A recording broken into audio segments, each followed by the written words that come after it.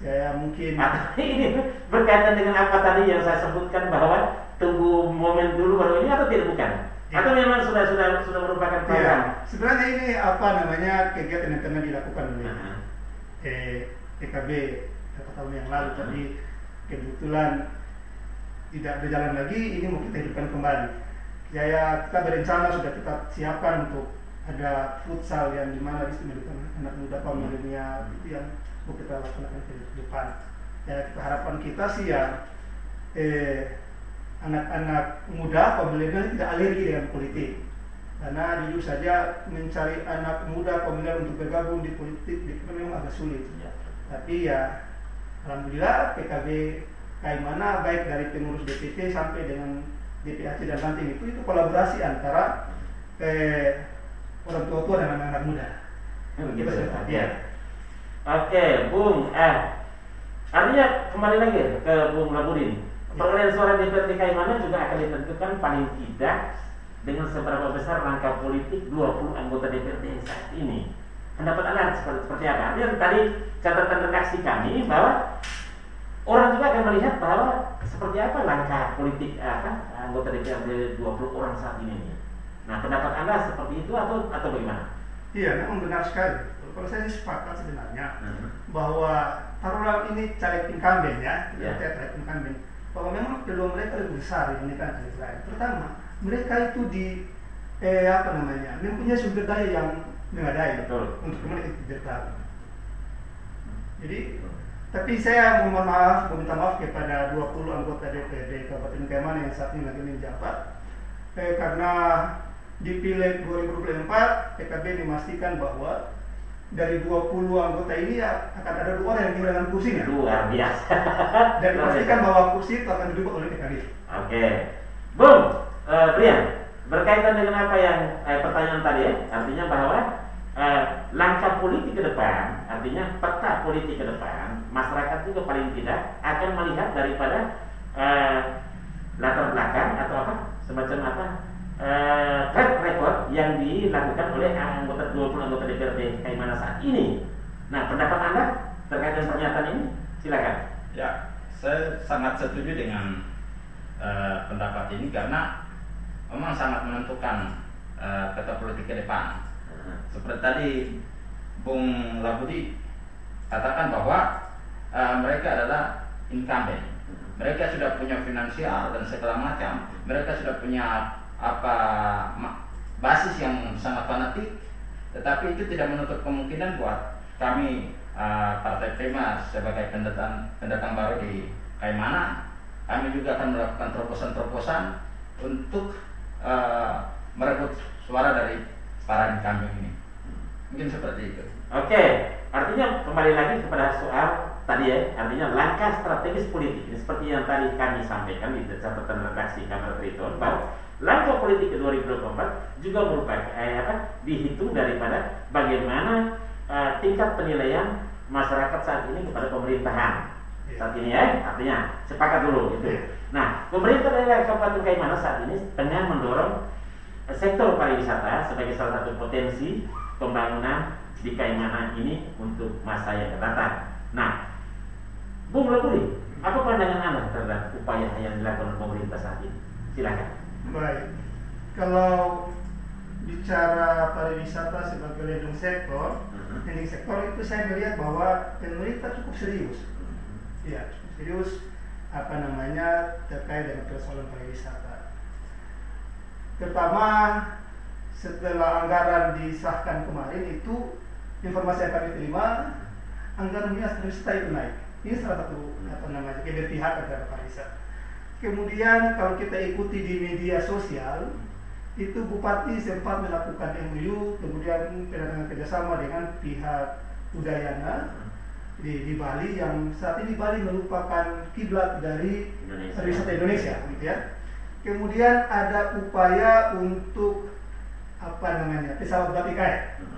Nah, saya kira itu semua upaya yang dilakukan oleh pemerintah dalam hal mendorong perkembangan pariwisata di Kabupaten Kaimana.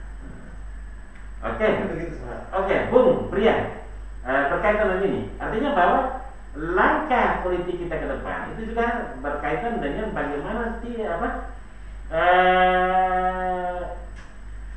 nilai, bukan nilai, maksud saya adalah bagaimana penilaian masyarakat terhadap tingkat kepuasan publik terhadap pemerintah saat ini. Nah, pemerintah saat ini sedang mendorong sektor pariwisata sebagai anak asli Papua, artinya pemilik Triton. Silakan, Bung Brian. Baik, pertama saya sangat apresiasi kepada langkah yang diambil oleh pemerintah karena telah berfokus untuk mendorong pembangunan pariwisata bagaimana yang lebih baik.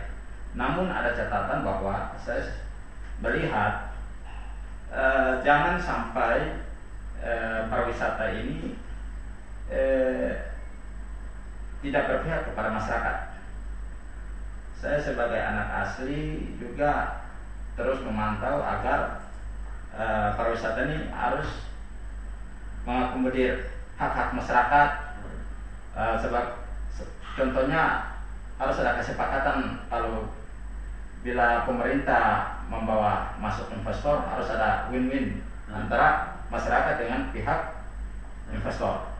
Jangan sampai masyarakat tidak dapat apa-apa. Itu yang saya sangat khawatir. Dan saya tetap sebagai anak asli saya tetap pantau untuk daerah pesisir Triton. Oke. Bung Labudi, kita kembali lagi ke persoalan tadi ya. Artinya tadi Bung Labudi sebutkan bahwa kembali lagi soal upaya dari pemerintah daerah untuk mendorong sektor pariwisata. Tadi disebutkan juga ada upaya-upaya yang dilakukan oleh pemerintah daerah saat ini, yakni melakukan MOU kerjasama dengan Bali, dengan Universitas Udayana Bali. Itu yang kita lihat di media sosial. Oke. Nah, pertanyaan saya kepada Anda, lihat kacamata Anda. Ini kita menuju ke 2024 juga terkait dengan ini semua. Nah, artinya berkaitan dengan infrastruktur. Pariwisata ini kan kita bicara soal pariwisata ini ada 3 konsep besar, yakni pertama aksesibilitas, yang kedua ada atraksi, yang ketiga adalah amenities.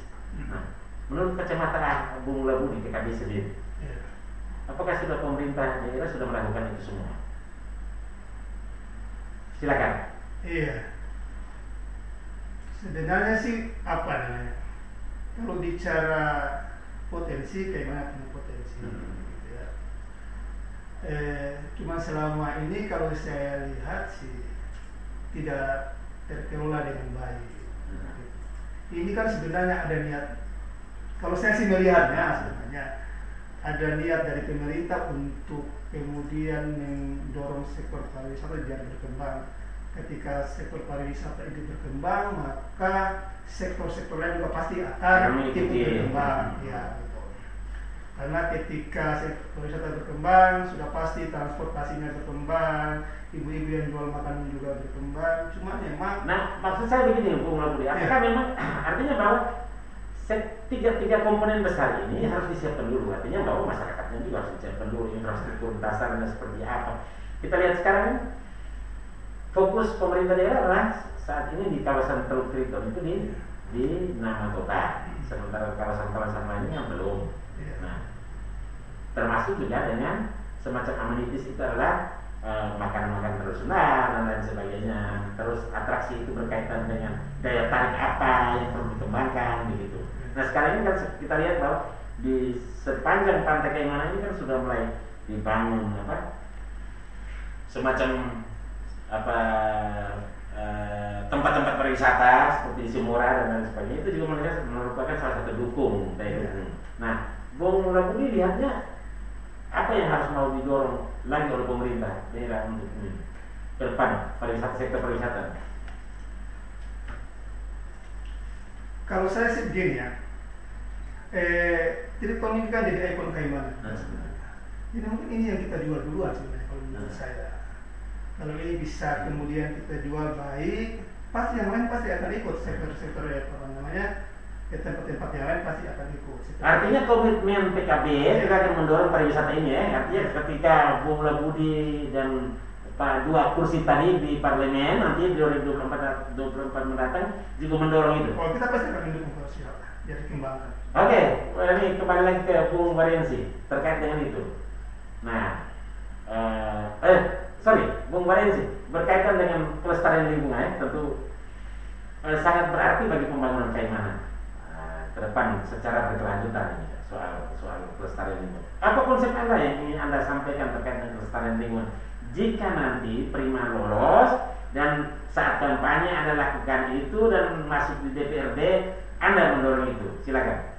Baik, menyangkut dengan kelestarian lingkungan ini masuk dalam salah satu program nasional Prima. Harus pembangunan ekonomi, tapi harus memperhatikan prinsip-prinsip keadilan ekologis agar anak cucu kita juga bisa menikmati alam ini, dan itu menjadi concern kami juga untuk ketika kami terpilih nanti, kami punya kursi di DPR, kami akan mendorong hal tersebut. Demikian. Oke, Bung Labudi, kembali kepada Anda. Ini persoalan di Kaimanan ini sangat banyak ya, selain daripada masalah sosial, tetapi juga masalah lainnya yang muncul di permukaan, yakni persoalan miras, minuman keras, aibon, dan juga pelanggaran perempuan dan anak di Kabupaten Kaimanan. Kacamata PKB sendiri seperti apa sih yang mau didorong ke depan supaya disampaikan kepada konstituen untuk kepentingan PKB ke depan? Silakan. Baik. Mungkin sebelum saya ke persoalan miras, aibon, dan BPA, coba saya ingin sedikit sentuh terkait dengan persoalan lingkungan tadi. Bicara terkait dengan kelestarian lingkungan ini kan sebenarnya kita bicara pemanfaatan lingkungan secara berkelanjutan sebenarnya, gitu. Kalau kita besok punya 2 kursi, insya Allah amin, di Dewan, maka ada beberapa konsep yang ingin kita tawarkan kepada pemerintah daerah. Pertama, harus ada regulasi yang jelas terkait dengan tata kelola, pemanfaatan, dan kelestarian lingkungan ini harus jelas, harus ada perdanya. Kalau ada, harus ditegakkan secara baik. Kedua, harus ada kerjasama dengan organisasi-organisasi yang konsen terhadap kelestarian lingkungan. Kayak mana kita sudah punya CI, saya berharap ada lagi yang lain. Kalau CI juga, ya, kalau CI dia kemudian konsen pada pesisir pantai dan laut, saya berharap besok ada yang juga konsen terhadap tanah, terhadap hutan, harus ada. Kemudian kalau bicara bicara lingkungan, kita pasti bicara sampah juga. Iya, harus ada pengelolaan sampah yang baik. Sebenarnya harus sudah mulai kita bisa pisahkan sampah yang bisa didaur ulang, tidak bisa didaur ulang, sampah kering, sampah basah. Artinya kalau semua dijadikan satu, sampai kapan kita punya tempat pembuangan air sampah itu bisa menampung sampah kalau terus seperti itu. Ini konsep yang coba kita tawarkan. Kalau kemudian sampah sudah dikelola dengan baik, maka harus ada proses daur ulang sampah. Itu harus ada. Yang ketiga, harus ada upaya terus menerus dari pemerintah dan semua pemangku kepentingan untuk memberikan edukasi terhadap masyarakat terkait dengan persoalan sampah ini, terkait dengan persoalan lingkungan ini. Supaya orang yang kemudian buang sampah di pantai lagi, jangan kemudian buang sampah di sembarang tempat. Kita punya saluran air, buat semua macet karena sampah. Itu harus ada edukasi sebenarnya. Iya. Nah, itu terkait dengan komitmen daripada para peserta ini ya, untuk ke depannya. Oke. Harus betul. Ya.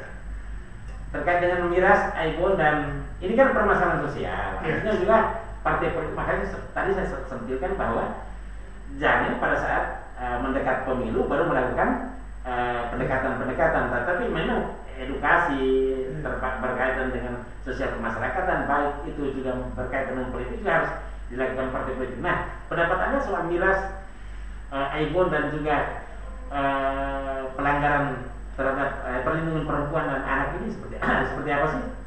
Iya, saya memang agak pelik persoalan ini. Terutama miras pelik sekali.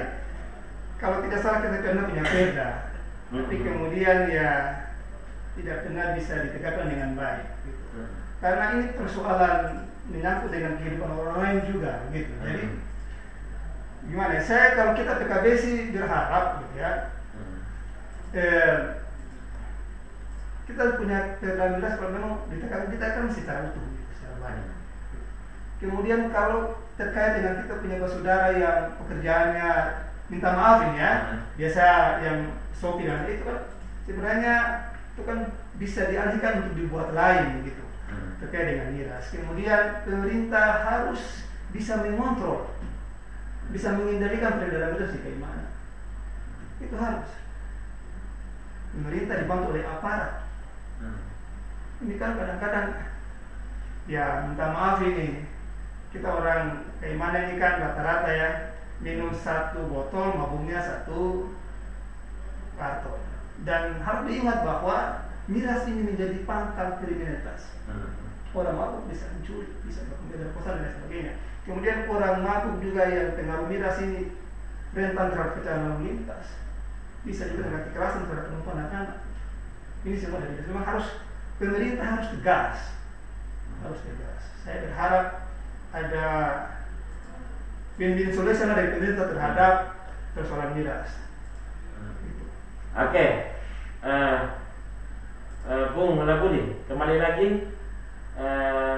soal perolehan suara. Artinya besok pasti ada bagi hasil, bagi pembagian hasil suara untuk mendapatkan kursi di DPRD. Bung Labudi kan juga mantan anggota KPU pada saat itu, pasti jelas tahu. Tetap kita tahan dulu. Nanti kita akan masuk pada segmen berikutnya. Dan pemirsa, jangan kemana-mana, tetaplah di pojok-pojok kabar Triton malam ini setelah kita nikmati yang satu ini.